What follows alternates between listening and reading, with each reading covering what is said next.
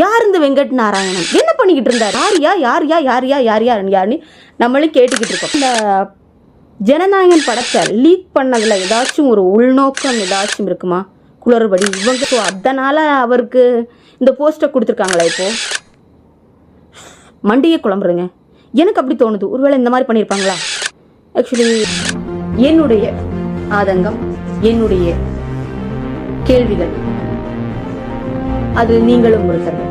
ஹாய்ங்க, எல்லாருக்கும் வணக்கங்க. என் சேனலுக்கு உங்களை எல்லாரையும் நான் அன்போட வரவேற்கிறேங்க. என் சேனலுக்கு நீங்கள் புதுசாக இருந்தீங்கன்னா மறக்காமல் சப்ஸ்கிரைப் பண்ணிட்டு பாருங்கள். டெல்லியோட சிறப்பு பிரதிநிதியாக தமிழ்நாடு சார்பாக கேவிஎன் ப்ரொடக்ஷனோட தலைவர் வெங்கட் நாராயணன் அவர்களை சிஎம் விஜய் சார் அவங்க அப்பாயின்மெண்ட் பண்ணியிருக்காங்க. ஜனநாயகன் படத்தோட ப்ரொடியூசர், அதாவது கேவிஎன் ப்ரொடக்ஷனோட தலைவர் வெங்கட் நாராயணன் அவர்களை எதற்காக டெல்லியோட சிறப்பு பிரதிநிதியாக சிஎம் சார் அறிவிச்சாரு? இதில் என்ன ஒரு அரசியல் உள்நோக்கம் இருக்கிறது? எதற்காக இவர் இப்போது சிஎம் சார் எதற்காக இவரை இப்போது டெல்லியோட சிறப்பு பிரதிநிதியாக ஓராண்டுக்கு அப்பாயின்மெண்ட் பண்ணியிருக்காரு? நம்ம இவரை பத்தி, வெங்கட் நாராயணன் யாரு, எதுக்காக இவரை போய் சிஎம் சார் டெல்லியோட சிறப்பு பிரதிநிதியா நிப்பாட்டி இருக்காரு? யாரையா இந்த வெங்கட் நாராயணன்? இவரை பத்தி தெரிஞ்சுக்கிறதுக்கு முன்னாடி நம்ம ஃபர்ஸ்ட் டெல்லியோட சிறப்பு பிரதிநிதி அவர்கள் என்ன பணி செய்கிறார்கள் என்பதை பத்தி தெரிந்து கொள்வோம். இந்த போஸ்ட் எப்படின்னா, தமிழ்நாடு அரசுக்கும் மத்திய அரசுக்கும், அதாவது ஒன்றிய அரசுக்கும் இடையே இருக்கும் ஒரு பாலமாக, இணைக்கிற ஒரு பாலமாக தான் பதவி இருக்கிறது.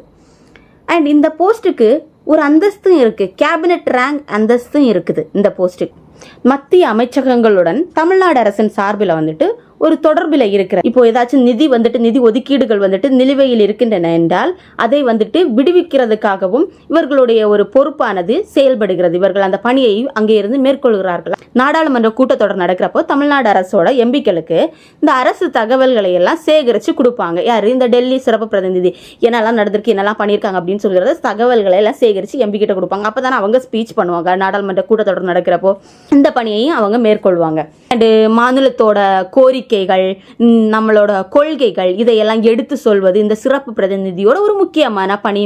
தமிழ்நாடை பாதிக்கிற, அதாவது எந்த ஒரு கொள்கையா இருந்தாலும் அதை மத்திய அரசுடன், இந்த கொள்கை எங்களை பாதிக்கும் அப்படிங்கிறத மத்திய அரசுடன் எடுத்து சொல்வதும், அதை எப்படி கொண்டு போகலாம் அப்படிங்கிறத ஒருங்கிணைப்பதும் இந்த பிரதிநிதியோட வேலையாக இருக்கும். இப்படி நிர்வாக பணிகளை மேற்கொள்வது இவர்களுடைய வேலை. நிர்வாக பணிகளை வேகமாக முன்னெடுக்கிறதுக்காக தான் இந்த டெல்லி சிறப்பு பிரதிநிதின்னு சொல்லிட்டு ஒரு போஸ்ட்ல ஒரு ஆளை போடுறாங்க. யார் இந்த வெங்கட் நாராயணன், என்ன பண்ணிக்கிட்டு இருந்தாரு? இப்போ ஒரு டெல்லியோட சிறப்பு பிரதிநிதியாக போட்டிருக்காரு. ஒரு ப்ரொடக்ஷன் மட்டும் நமக்கு தெரியும். வெங்கட் நாராயணன் யாருன்னா ஜஸ்ட் ஜனநாயகன் படத்தோட ப்ரொடியூசர். அவரை இப்போ டெல்லியோட சிறப்பு பிரதிநிதியாக போட்டிருக்காங்க. யாருன்னு நம்மளும் கேட்டுக்கிட்டு இருக்கோம். ஆக்சுவலி யார் இந்த வெங்கட் நாராயணன் அப்படின்னு பார்த்தோன்னா, இவர் ஃபர்ஸ்ட் ஸ்டார்டிங்கில் ரியல் எஸ்டேட் தான் பண்ணிக்கிட்டு ரியல் எஸ்டேட் அதில் யார் கூட பண்ணிக்கிட்டு இருந்தாருன்னா, பிரஸ்டீஜ் குரூப்பில் அவங்க கூட ரியல் எஸ்டேட் பிஸ்னஸ் பண்ணிக்கிட்டு இருந்தாரு. அதில் சிஇஓவாகவும் ஒர்க் பண்ணிக்கிட்டு இருந்தாரு பிரஸ்டீஜ் குரூப்பில். நெக்ஸ்ட் 2020 தன்னோட ஒய்ஃப் நிஷா வெங்கட் அவங்களும் கூட சேர்ந்து கேவிஎன் ப்ரொடக்ஷன் சொல்கிற ஒரு தயாரிப்பு நிறுவனத்தை ஆரம்பிக்கிறாங்க. ஸோ அதிலேருந்து ஃபர்ஸ்ட் சின்ன சின்ன படங்களாக ஸ்டார்ட் பண்ணி நெக்ஸ்ட் பெரிய ஃபிலிம், பேன் இண்டியன் ஃபிலிம் வரைக்கும் அவங்க ப்ரொடியூஸ் பண்ணுறாங்க. இப்போ ஜனநாயகன், இப்போ இனி ரீசெண்டாக நெக்ஸ்ட் நீ ரிலீஸுக்கு இருக்கிற டாக்ஸிக், கேடி த டெவில், இந்த மாதிரி பெரிய பெரிய பெரிய பட்ஜெட் படங்களை எல்லாம் இறக்குறாங்க. அவங்களோட சொத்து மதிப்பை கணக்கிட்டோன்னா ஒரு 1500 crores மேலே இருக்கும்னு சொல்கிறாங்க. அஃபிஷியலாக தெரியல. வெங்கட் நாராயணன் சார் அப்படி என்ன பண்ணியிருக்காரு, இவரை போய் சிறப்பு பிரதிநிதியாக போட்டிருக்காரு அப்படின்னு பார்த்தோன்னா, இந்த கோவிட் டைமில் கேவிஎன் ப்ரொடக்ஷன் சார்பாக மக்களுக்கு தேவையான, அதாவது ஹாஸ்பிட்டலுக்கு தேவையான ஆக்சிஜன் உதவிகளை பண்ணது, கோவிட் டைமில் பாவப்பட்ட மக்களுக்கு, அதாவது ஏழைகளுக்கு உணவுகளை கொடுத்தது, இந்த மாதிரியெல்லாம் உதவிகள் கோவிட் டைமில் கேவிஎன் ப்ரொடக்ஷன் சார்பாக பண்ணியிருக்காங்க. கேவிஎன் ப்ரொடக்ஷன் அதோட ஒரு தலைவராக இருக்கிறாரு. இவருக்கு என்ன எக்ஸ்பீரியன்ஸ் இருக்குது ஒரு டெல்லியோட சிறப்பு பிரதிநிதியாக பதவி வகிக்கிறதுக்கு அப்படின்னு பார்த்தோன்னா? எக்ஸ்பீரியன்ஸ் இல்லை, நிறைய எக்ஸ்பீரியன்ஸ் இருக்குதுங்க அவர்.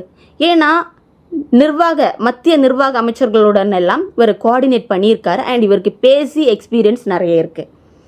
ஏன்னா இவர் இதுக்கு முன்னாடி ஒர்க் பண்ணிட்டு இருந்தப்போவே இந்த அமைச்சகங்களுடன் எல்லாம் தொடர்பில் இருந்திருக்காரு. தொழில்துறை அமைச்சகங்கள், முதலீட்டாளர்கள் அமைச்சகங்கள், இந்த அமைச்சகங்களுடன் எல்லாம் தொடர்பில் இருந்திருக்காங்க. ஸோ அதோட அவரோட எக்ஸ்பீரியன்ஸ் இருக்குது, பேச்சுத்திறன்.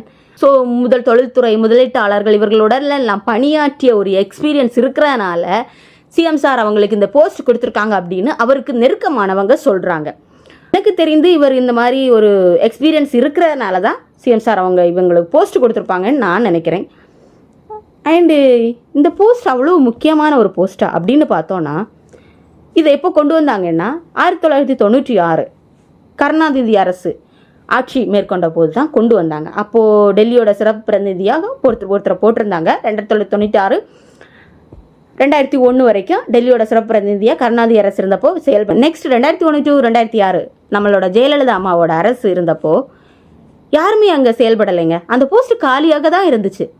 நெக்ஸ்ட்டு கருணாநிதி அரசு 2006 2011 வரைக்கும் அப்போவும் அந்த போஸ்ட்டுக்கு ஆள் போட்டிருந்தாங்க கருணாநிதி அரசில். ஜெயலலிதா அம்மாவோட அரசு 2001 to 2006 இருந்தப்போ பதவிக்கு யாரையும் போடலை. பட் கருணாநிதி அரசு நெக்ஸ்ட் மீண்டும் வந்தப்போ ஆட்சிக்கு 2006 2011 வரைக்கும் ஆட்சிக்கு போட்டிருந்தாங்க. மீண்டும் ஜெயலலிதா அம்மாவோட ஆட்சி அப்போது அந்த போஸ்ட்டு காலியாக தான் இருந்தது. அது வரைக்கும் எடப்பாடி ஐயாவும் பதவியில் இருந்தார். அப்போவும் அந்த போஸ்ட்டு 4 வருஷம் இந்த எடப்பாடி ஐயா பதவியில் இருந்தார். அப்போவும் அந்த போஸ்ட்டுக்கு யாரும் இல்லை, காலியாக தான் இருந்தது. எத்தனை வருஷம்?